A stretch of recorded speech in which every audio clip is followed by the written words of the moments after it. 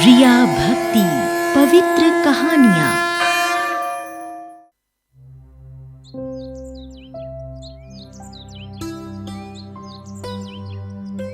किसी गांव में एक गरीब किसान रहता था। उसके साथ उसकी पत्नी और एक बेटा रहते थे।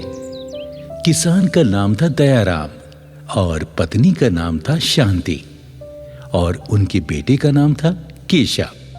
दयाराम चाहता था कि वो अपने बेटे को खूब पढ़ाए, जिससे वो उसकी तरह अनपढ़ न रह सके। एक दिन वो अपनी पत्नी शांति से बोला, सुनो केशव की माँ, हम अपने बेटे को खूब पढ़ाएंगे ताकि वो मेरी तरह मजदूरी ना करे।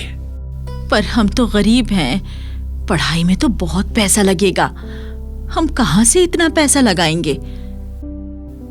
दयाराम भगवान श्री कृष्ण का भक्त था।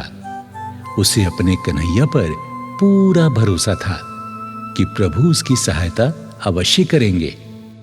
वो पत्नी से बोला, मुझे अपने बिहारी जी पर पूरा भरोसा है, वो हमारे काज अवश्य सफल करेंगे।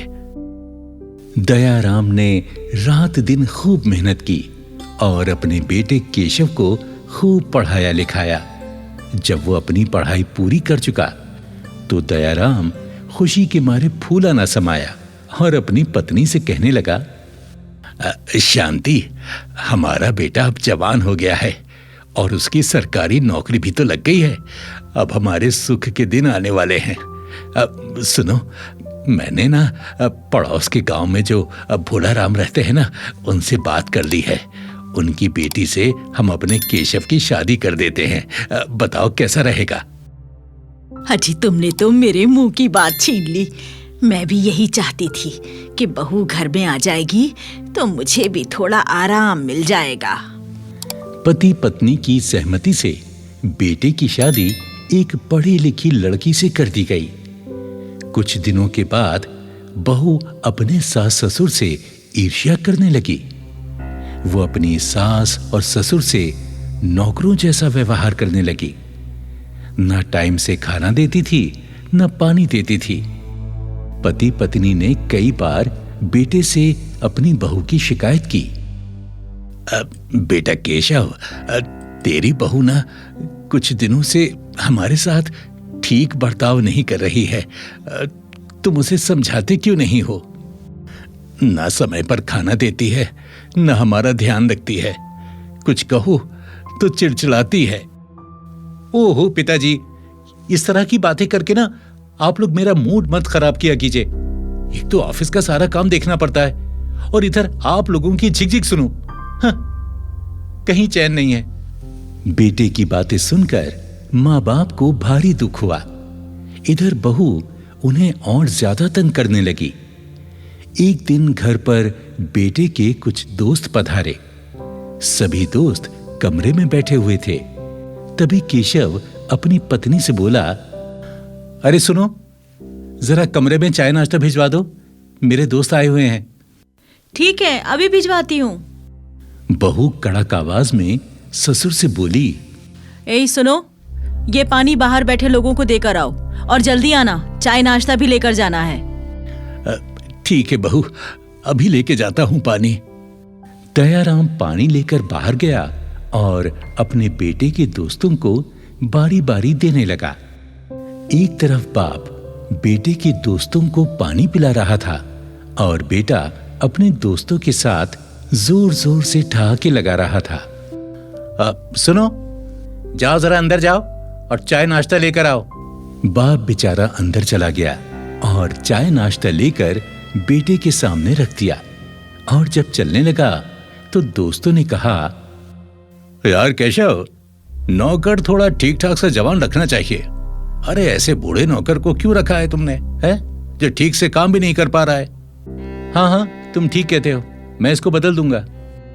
दयाराम ने बेटे के ये कड़वे शब्द सुने तो उसका हृदय कांपने लगा। आंखों से आंसू छलक आए। वो अंदर जाकर रोने लगा।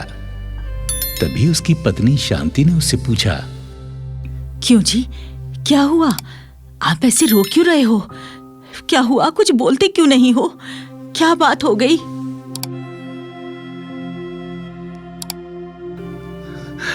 शांति, आज मेरे बेटे ने मेरा अपमान कर दिया। सारे दोस्तों के सामने मेरा अपमान किया। क्या किया केशव ने? अपने बाप को ही उसने अपने दोस्तों के सामने नौकर बना दिया।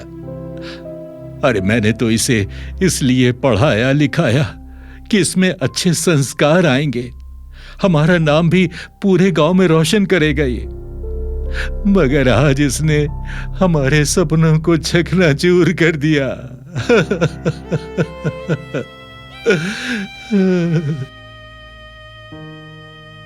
अरे आप दुखी मत हो, मैं बाके बिहारी से आपके लिए प्रार्थना करूंगी।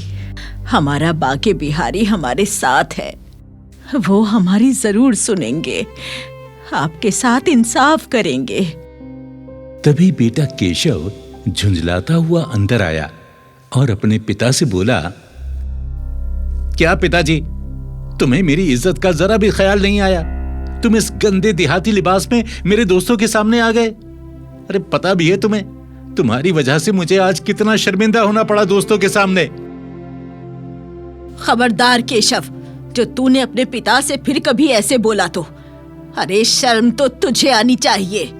जिस देहाती पिता ने अपनी मेहनत मजदूरी करके तुझे इस काबिल बनाया, और आज यही देहाती पिता तुझे इतना बुरा लग रहा है। सुनो जी, तुम इन लोगों के क्यों मुंह लग रहे हो? इन लोगों ने तो हमारी नाक में दम कर रखा है, सारे जमाने में नाक कटा कर रख दी है। मैंने तुमसे कितनी बार कह दिया, इनको खेतों में झोपड़ी में क्यों नहीं पहुंचा देते? हाँ बहू, तुम सही कहती हो। अब ये घर हमारे लायक नहीं रहा। तो फिर खेतों में क्यों नहीं चले जाते? जाओ ना, वहीं झोपड़ी डालकर रहना। ठीक कह रहा है बेटा, तू अब बहुत बड़ा हो गया है ना, अधिकारी बन गया है। हाँ, तुम्हारे पीछे हम अपनी इज्जत खराब कर लें? तुम तो ठहरे देहाती अनपढ़ गंवार। हाँ बेटा, हम देहाती गंवार अनपढ़ थे, तभी तो हमने अपने बेटे को पढ़ाया लिखाया ताकि ये हमारे जैसा अनपढ़ न रह जाए। हमने तो सोचा था कि बेटा पढ़ लिख जाएगा तो हमारे कुल का नाम रोशन करेगा, अच्छे संस्कार पाएगा। मगर हमें क्या पता था कि ये पढ़ लिख कर अपनी सभ्यता, मान मर्यादा सब कुछ भूल जाएगा। हाजी, अब देर क्यों कर रहे हो? अब हम बहू बेटे के साथ नहीं रहेंगे। चलो, अपने खेत पर झोपड़ी में ही रहेंगे। हाँ चलो शांति, चलो।